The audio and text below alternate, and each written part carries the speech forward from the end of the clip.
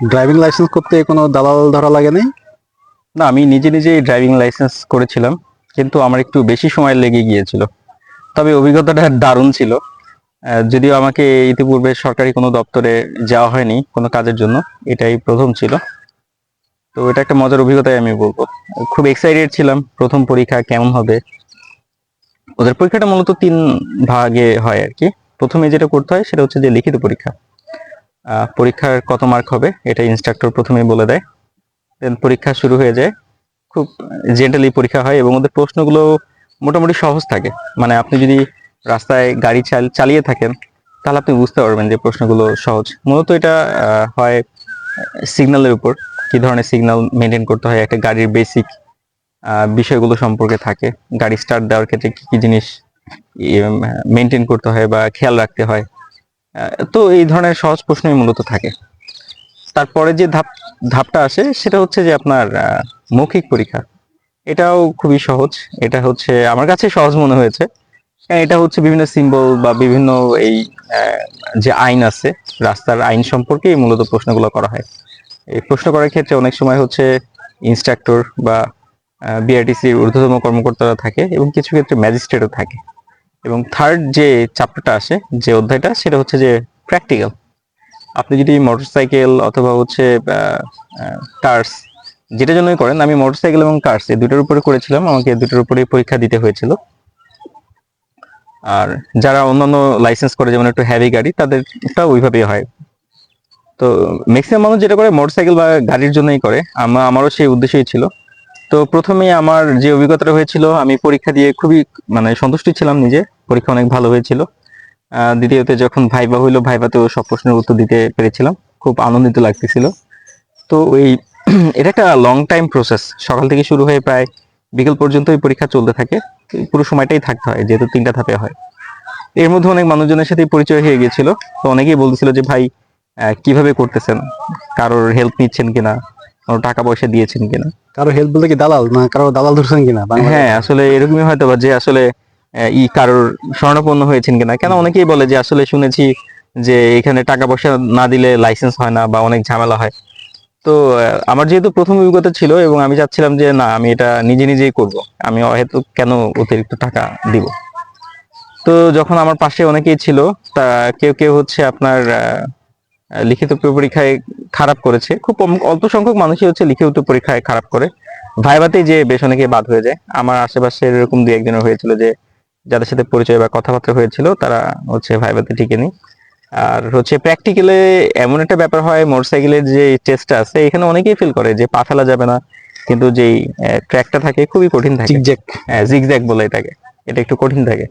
তো ওইখানে অনেকেই পড়ে গিয়েছিল। তো যারা হচ্ছে কন্ট্যাক্টে গিয়েছে, মানে দালাল ধরছে। হ্যাঁ, যারা দালাল ধরছে, তারা এটা নিয়ে কোনো ওয়ারিস ছিল না। তাদের বিষয় যেটা ছিল যে পরীক্ষায় অংশগ্রহণ করা, তো তাদের হয়ে যায়। তো আমার যেটা হয়েছিল, এই দুটো পরীক্ষা। দালালি টাকাটা খায় কে মূলত?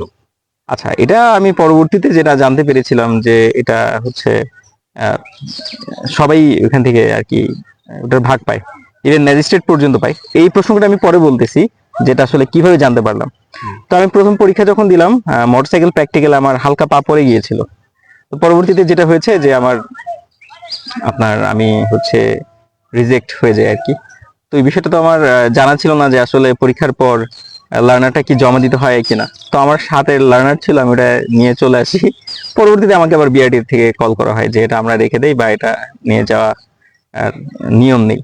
তো ওটা আমার গেল। তার ঠিক কিছু মাস পর আবার যখন পরীক্ষা হবে, আমি আবার তখন কিছু টাকা দিয়ে আবার পুনরায় রেজিস্ট্রেশন করে আবার আমি পরীক্ষা দিলাম। তো এবার আমাকে আর হচ্ছে আপনার লিখিত পরীক্ষা এবং ভাইবা দিতে হলো না। ওই যে যে আমার প্র্যাকটিক্যালটা বাকি ছিল, আমি সেটাই দিয়ে দিলাম। তো আসলে পরীক্ষাটা এত মানে কঠিন হইতো জিগজ্যাগটা, যে ওইখানকার যে ইনস্ট্রাক্টর আছে, উনি যেটা করে যে ল্যাবটা রেডি করার পর উনি নিজে রেডি করে এবং উনি এখানে একটা জিগজ্যাগ টেস্ট দেয়। তো ওনার গাড়িটা হচ্ছে একটু ছোট সাইজের 100 সিসির একটা বাইক। তো উনি এটা দিয়ে দেয়। ইভেন এমনও হয়েছে যে উনি ট্র্যাক রেডি করার পর উনি এটা দিতে যে প্রথম চান্সে পারে নাই, মানে তাকে, পরীক্ষক নিজেই ফেল করছে হ্যাঁ, আর কি। তাকে 2বার দিতে হয়েছে। অথচ সে অনেক বছর যাবত এখানে চাকরি করে এবং প্রতিনিয়ত এই অ্যাক্টিভিটিজ এর মধ্যে দিয়ে সে যাচ্ছে। তার মানে বুঝতেই পারতেছেন যে আসলে পরীক্ষাটা কতটা হার্ড হয়। তো যাই হোক, এবং আমার বাইকটাও ছিল একটু বড়, 4B, ওদের মতো 100 সিসির বাইক না, এবং আমার টার্নিং রেডিয়াসটা একটু কম ছিল, যার কারণে এই বাইকটা একটু অল্প জায়গার মধ্যে ঘোরানো একটু কষ্টসাধ্য ব্যাপার। তো এই বরাবর ওইবারও যখন গেলাম তখনও অনেকের সাথে পরিচয় হইলো। তবে এখানে ম্যাক্সিমাম ব্যাপারটা যেটা হয় যে একটা ওপেন সিক্রেট, সবাই জানে যে ভাই কত টাকার কন্ট্রাক্টে যাচ্ছেন বা ভাই কি কিভাবে করতেছেন। তো অনেকেই বলে যে করতেছে। তো সেকেন্ড টাইম যখন হইলো তখন আমার হলো না, আমার আমার পা পড়ে যায়। তো ওইবারে আমার বেশ কয়েকটা বড় ভাইয়ের সাথে পরিচয় হয় যে যারা হচ্ছে কন্ট্রাক্টে গিয়েছিল, জাস্ট পরীক্ষা অংশগ্রহণ করেছে। তো তাদের যেটা হয়েছিল যে তাদের হয়ে গেছিল। সো কন্টাক্টের মাধ্যমে যার কারণে হয়ে গেছিল। হ্যাঁ হ্যাঁ, কন্ট্রাক্ট মানে হয়ে যাওয়ার কারণে প্র্যাকটিক্যাল পরীক্ষায় ফেল করছে, তারপরে হচ্ছে হ্যাঁ সে তারপরে লাইসেন্স হয়ে পেয়ে গেছে, গেছে। তারপরে গেছে। ওনাদের যে বিষয়টা যে তোমরা হচ্ছে উপস্থিত অংশগ্রহণ। থাকো, ফিল্ডে উপস্থিত থাকো, তাহলে এটা হয়ে যাবে। আমার থার্ড টাইম যে অভিজ্ঞতাটা হয়েছিল সেটা হচ্ছে যে আপনার আমার এক ছোট ভাই। তো ও হচ্ছে, ওকে আমি দেখলাম যে ও হচ্ছে বিআরডি এর অফিসে। তো বলছে রাবি ভাই কি খবর, কি আসল বিষয়। তো ও বলেছে যে ও লাইসেন্স করবে। তো আমাকে বলেছে ভাই কোনো দরবেশ ধরছেন। তো আমি বললাম ভাই বুঝলাম না। দরবেশ আরে ভাই কি? বুঝলেন না, দালাল? মানে সে ওই দালালের কথাটাই ওইভাবে বলতেছিল। তো বলছে যে আসেন আমি তাহলে আমার দরবেশের সাথে একটু দেখা করে আসি, ওনার সাথে একটু কথাবার্তা বাকি আছে আর কি। তো আমরা যখন ওনার কাছে গেলাম দেখলাম একজন মুরব্বী মানুষ আর কি, দেখলে মনে হবে না যে সে এই ধরনের কাজের সাথে জড়িত।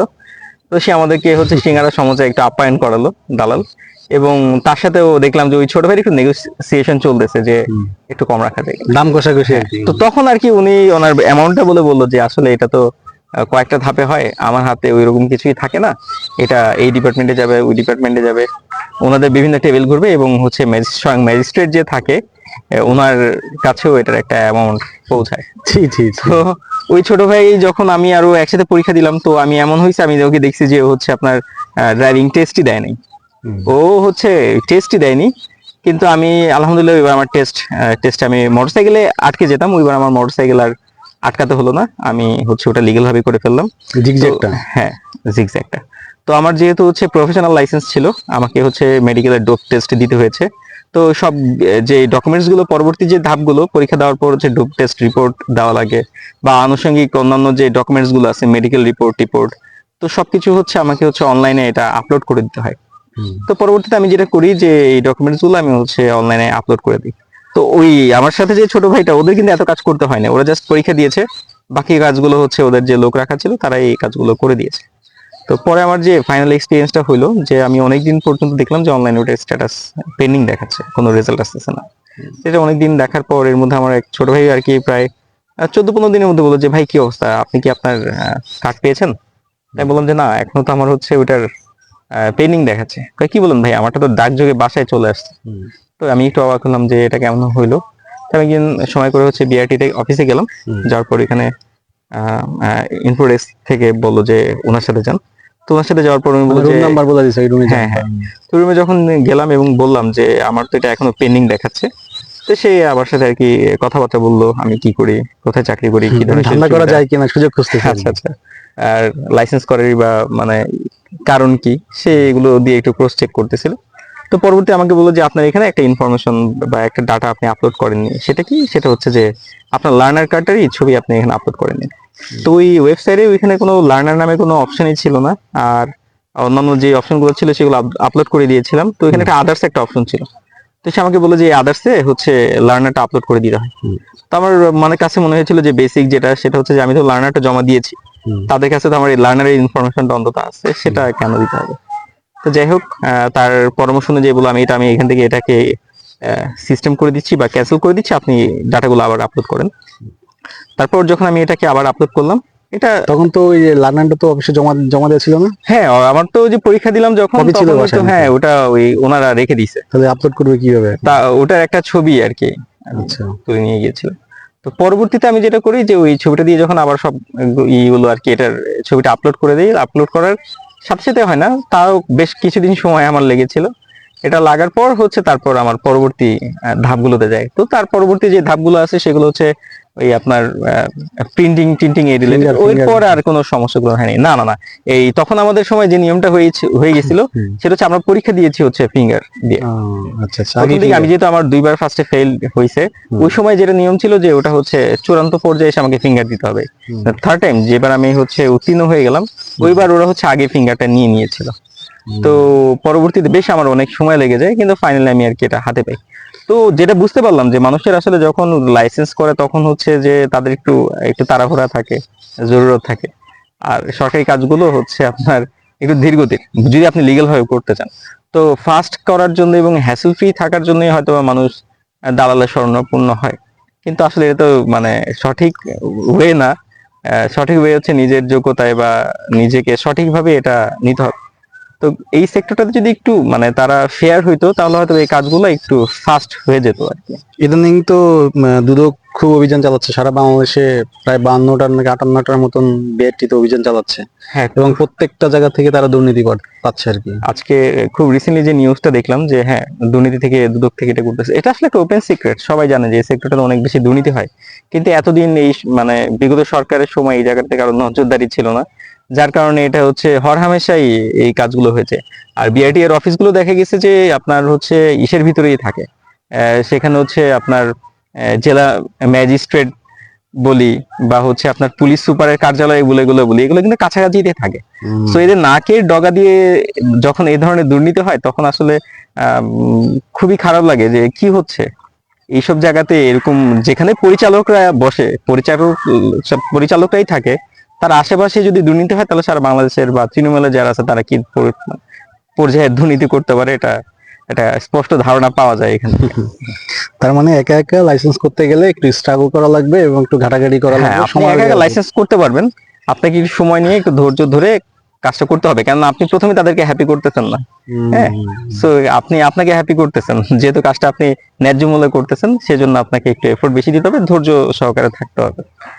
তাদের যে কোনো ধরনের আচ্ছা, কথা একটা বা কাজ করা যায় না সারা বাংলাদেশে এরকম যারা করাপশন করে আর কি, দুর্নীতি করে, এদেরকে ধইরা একদিন জনগণের হাতে তুলে দেওয়া যায় না? সেটা তো অবশ্যই করে দেওয়া উচিত। জনগণ এদেরকে একটু অ্যান্টিবায়োটিক দিয়ে দিলে কিন্তু তাহলে দেখবেন হয়ে যে যায়। এরা হচ্ছে কি মানে এরা হচ্ছে প্রশাসনের ছত্রছায়ায় থাকে, যেমন পরীক্ষা যখন আপনি দিবেন সেখানে ম্যাজিস্ট্রেট থাকবে বা অন্যান্য যে ইয়েরা থাকবে, লোকজন থাকবে, দেখবেন যে এদের খুব পাওয়ার, এরা খুব পাওয়ার নিয়ে কথা বলতেছে। এদেরকে প্রোটোকল দিচ্ছে হচ্ছে পুলিশ। সো আবার পুলিশের সামনেই হয়তো বা এটা হচ্ছে একটা নাটক মানে একটা সেট আপের মতো, কিন্তু এই বিষয়গুলো নিয়ে আসলে ওনাদেরকে শক্তভাবে ধরার মতো কেউ নাই। তো বুঝাই যাচ্ছে যে এটার সাথে আসলে পুরো সিস্টেমটাই জড়িত, বাট এটা হচ্ছে সাধারণ জনগণকে সেটা বুঝতে দিতে চায় না, বাট এটা বোঝা যায়।